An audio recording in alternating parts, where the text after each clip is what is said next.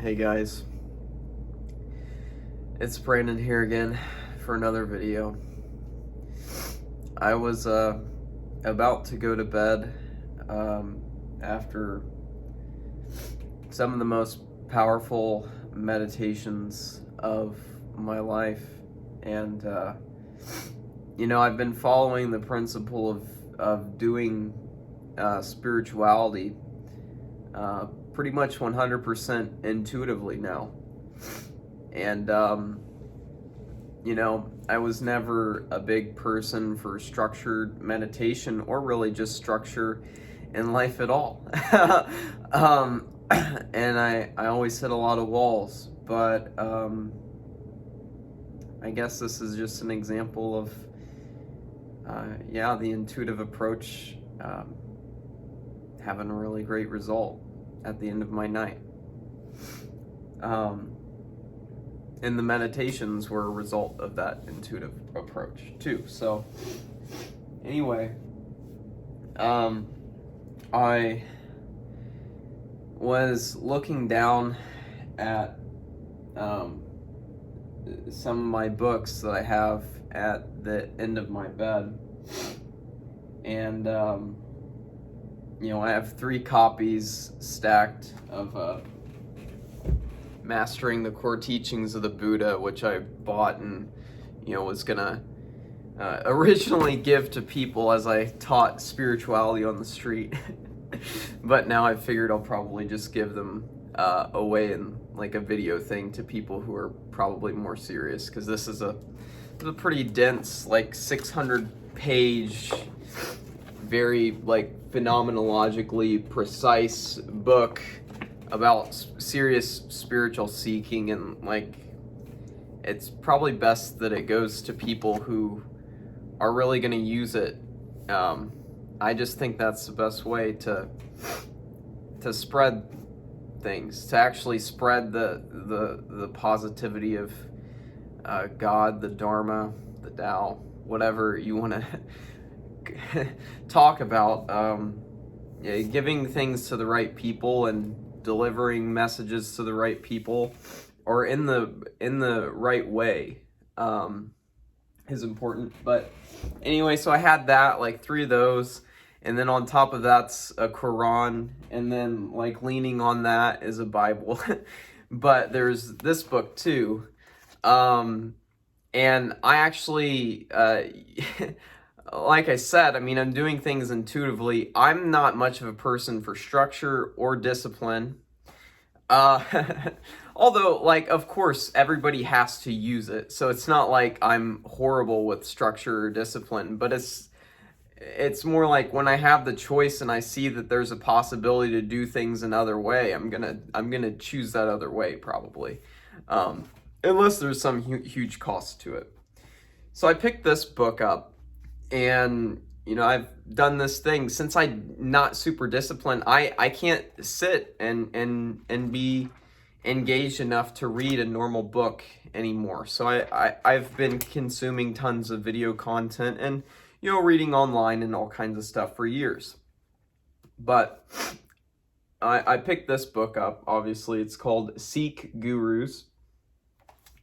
And I just intuitively flipped it to page 106 as I'm listening to binaural beats. Like, I don't know, it was like, I can't check my phone because I'm recording it with it. But it was like some 999 frequency plus 777 frequency, like find your angel kind of thing. Like, this is more like, at the end of the day, like the binaural beat stuff like has always worked ever since I began using it. It's just like part of you always thinks like, okay, like, is this video really like connecting me to my angel or something? And maybe it wasn't, but it did like bring me into this certain state after like this night of just ridiculously deep meditation. So I turned this book to page 106, and I actually cried a bit on the page, but I can still read it fine. So I'm going to read this page and just leave that message with you, and hopefully it resonates and you get something out of it. So it says, undergo penance and meditate on you, the limitless. And you is capital Y. Many are there who read the Smrtis and the Shastras, so I don't even know exactly what those are because I've not gone deep into Sikhism. And do good deeds, all 6 of them. Says Nanak, the devotees are blessed, who are dear to God. You are the endless original maker. All caps on the first letters of those 3 words. There is none like you, capital Y. You remain the same from age to age. You are the eternal creator. What you like happens, capital Y. What pleases you takes place, capital Y. It's you, capital Y, who created the universe. It's like all capital Y's, so I'm gonna stop saying that now. It's you who destroys it after creation. Nanak sings praises of the Creator, who is the knower of all. To the true Guru and the Creator, the slave makes a prayer. I am a humble creature come to you. Take pity and bestow on me the light of your name. That's capital, your name. My well-wisher, my guru, bless me with your name. God's name is the sustenance of my life. My prayer is singing his praises. Those who thirst for him are blessed. Their thirst is quenched with his name. They become virtuous in Godman's country, or company, in Godman's company. Those who have not attained God's name, they are unfortunate. They live in the neighborhood of death. Those who do not come to the Guru or to the company of the holy ones are accursed, and their life is accursed. The devotees who seek the company of Godmen have it written in their lot from the beginning. And it continues a little bit more onto the next page. Have it written in their lot. Okay, I already read that. Blessed is the company of the men of God, where one enjoys God's presence. Says Nanak, it helps enlighten the mind. So another thing that's kind of a little bit synchronous, you might say, is about maybe like 2 minutes before I picked up this book to read that page, before I started recording and everything, I actually had a bit of, connection. I call it, crown chakra, clairsentience, Holy Spirit, whatever. It's, cool bliss coming in the head region, super spiritual, non-physical sensation. And while I was thinking of thoughts of the gurus of the tradition that I was first, brought up in, essentially, in meditation, and that is heartfulness. And so it was 3 gurus that I was thinking of that I, said this to. It was Babaji, Charaji, and Daji. Those are their spiritual names. And then I pick up this book, and it's talking about gurus, and it's this it's kind of this perfection, or sorry, this perfect ending to my night, because as I was meditating, I was listening to teachings by Frank Yang, who has a very his model of enlightenment is very like emptiness centered, and really sees God as like a stepping stone that you move beyond to get to deeper levels of awakening. And I actually have experienced that, and I actually agree with him on that. But then it's just so beautiful to, in the same night, have like the night capped with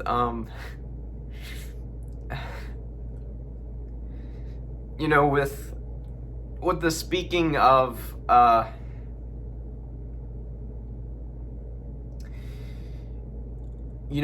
in the realm of existence. And I know a lot of people don't really like to consider non-existence as a possibility or thing in this equation of spirituality. And I didn't really, for a long time. I was really attached to the God idea, and then like God consciousness and all that, and God realization. But part of me intuitively sensed that there was a connection to quote unquote non-existence. The problem is, like, of course non-existence isn't this separate thing that exists. By its very nature, it doesn't exist. So it's a little bit of a tricky topic. I didn't really, I had the theory that there was something more, maybe a year and a half beforehand. And then I had my first cessations, and then the understanding of, or at least much more understanding of the non-existence potentiality and how that plays into the whole spiritual journey, and we could say the higher echelons. It at least subjectively feels like, yeah. Of course, being born as a kid isn't necessarily, it's a step of development. So it's not to say that like even higher levels of awakening or whatever you want to say are actually better or more important, but the non-existence one is really important to me, and it's something that I've found you really do have to incorporate at some point if you want to keep moving forward, in my opinion. But the beauty is that any of the levels so-called before that are not lost. They're all still here. Just because you suck all of existence in with you and basically destroy everything, and then come out and spew the whole universe out again and put it back in place. Just because you do that and you go to that place where you don't go, and it's not a place, and there's no time, and there's not necessarily an absence of time, there's just absolutely nothing to be gleaned from it other than the insights that come afterwards. And in Mahayana Buddhism, the two truths actually deal quite a bit with this question of existence versus non-existence, and they actually reference cessation as being a requirement to properly be able to discern non-existence from, the previous lens that you had, which was existence. Okay. So it's not that hard to get insights about existence when you're in existence, but to get insights about non-existence without cessation is, pretty damn hard, maybe impossible to really get the full insight without that experience. It's kind of like trying to understand God realization through concepts or lower awakenings. You just you'll get the full picture. But anyway, so the two truths basically say, you can glean things and learn from existence and, move on. And then, you have cessation or nibbana, whatever you want to call it. And then from there, you can glean and discern more accurately things about the nature of how non-existence actually would work from your experiential, self, and this whole thing I'm in right now, without the past experience of cessations to use as a foundation in this present moment. I couldn't really have that same level of discernment when talking about these things, to actually be able to speak about them in a way that actually does justice to what's going on. And then basically the conclusion of the two truths, which is essentially the same conclusion that I came up with myself before I even saw this stuff, just by properly discerning from these experiences, like they talk about. Someone had to do it initially, and I did it before I saw it written in other places. So anyway, yeah, my insight ended up lining up with the Mahayana two truths. But the last part of it is that really what's going on is neither existence nor non-existence. And that's what I came up with. And at first when I did it, I put the name like, this is the 10th jhana. And I posted on the Dharma Overground forums about that.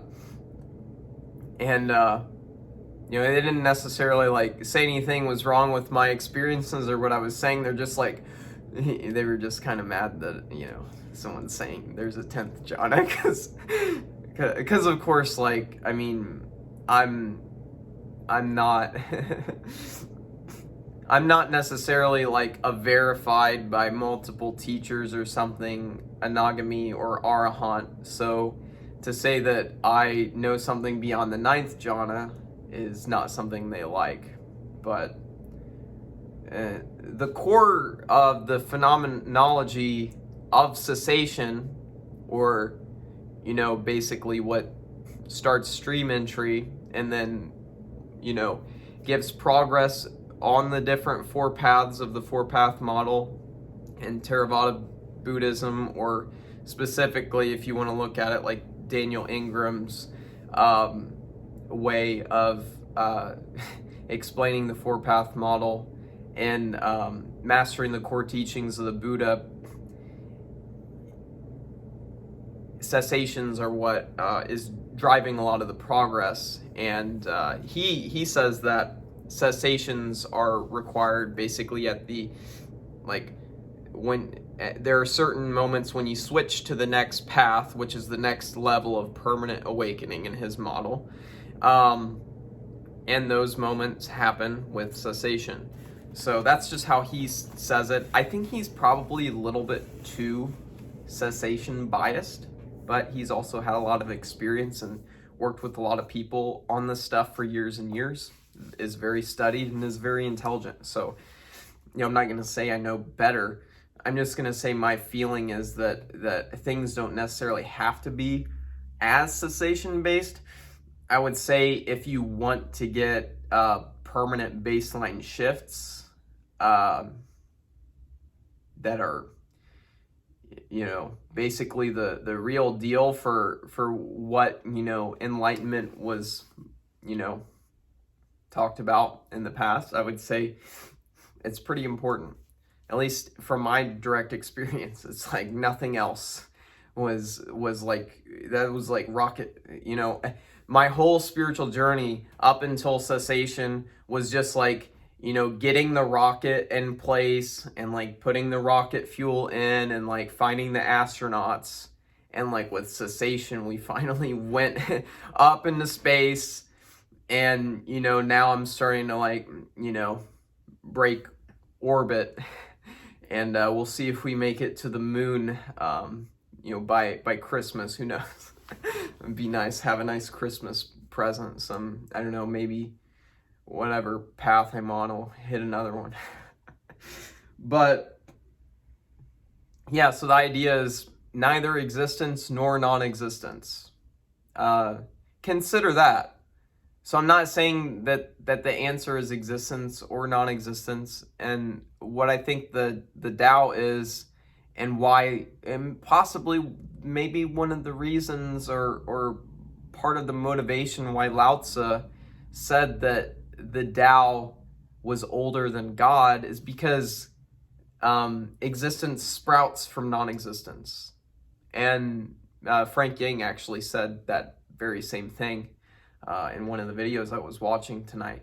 So yeah, I mean, it's really more of a Buddhist-y idea, but it's also pretty beautiful to think about that this whole thing, God itself, whatever, if you want to say God is a thing in existence, can all be destroyed, and then completely gone, and then rewritten in something that is less time than an instant, and then come back. But there is a time where it's not a time, but there is gone. And that's basically what we're talking about with non-existence, nibbana, whatever. And another beautiful insight that I've had is the great thing about your human existence is, in a sense, once you die, it's kind of set in stone what this human life was. Maybe you go on into a billion zillion different future lives as the God self, if that's what you believe, whatever. But there's like a capstone on this human life that you're in right now.